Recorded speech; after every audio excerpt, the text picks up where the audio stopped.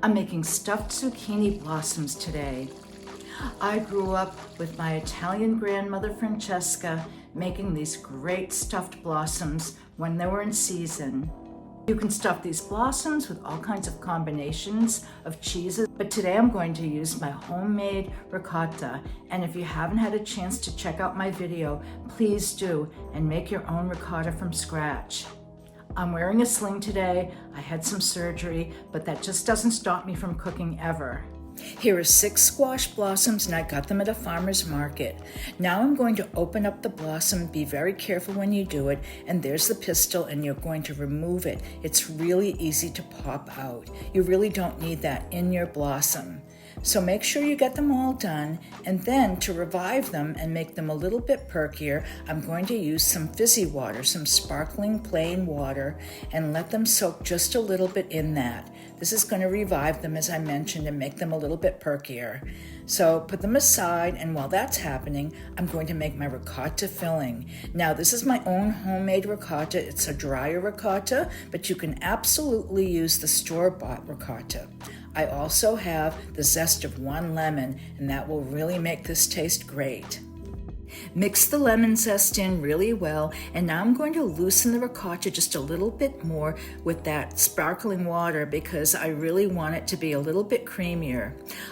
I'm adding about 4 tablespoons of Pecorino Romano cheese to the ricotta, and you could use Parmesan, and that would be perfectly fine. So get that blended well.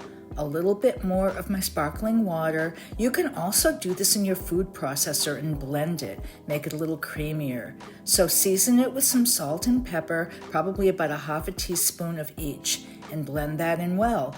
I have some fresh basil, and this is going to make it taste so summery. You could also use some flat leaf parsley if you wanted, because that's really excellent too in this ricotta mixture. To make this easy to stuff the blossoms, I'm using a pastry bag. You could also use a Ziploc bag and just cut one corner off. You'll want to get your ricotta mixture blended really well right before you add it to the bag, and just fill that up all the way if you can, leaving a little bit of space at the top just so that you can twist it tight and this won't pop through.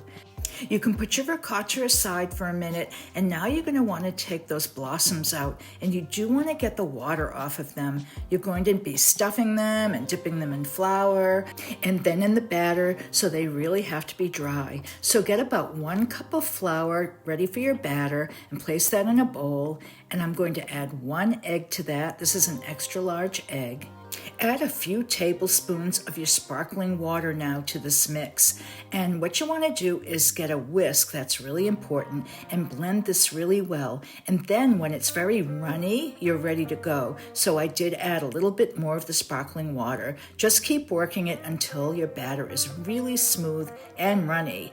So we're going to start stuffing these squash blossoms. And what you want to do is get to the center. You have to be really careful, and then just fill them up.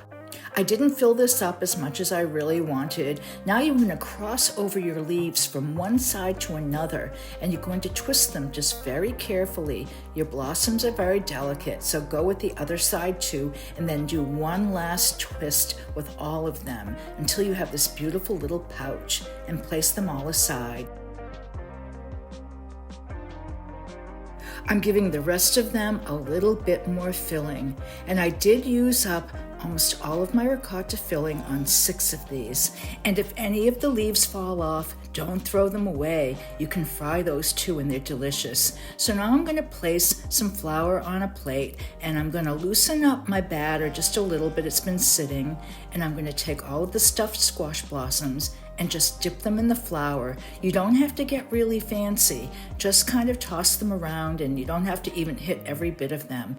When you're finished with all of this, you're going to bring both the squash blossom and the batter over and get yourself a pot of oil. I used a mix of oils here, and make sure it's up to 350 degrees, and dip quickly and add all of your squash blossoms in at once. These were really small, so I could fit 6 in, but if you have larger squash blossoms, I would do maybe only about 2 or 3 at a time.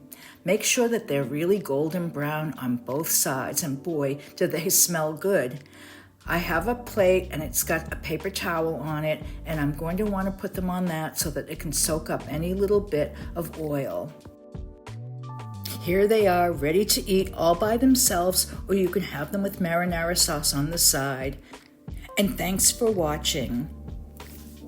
And if you haven't had a chance to subscribe to my channel yet, please do. I would truly love it. And please give this a like if you can. And if you'd like to be a supporter of my channel, you can go to ko-fi.com and you can make a small contribution, and it would really help my channel.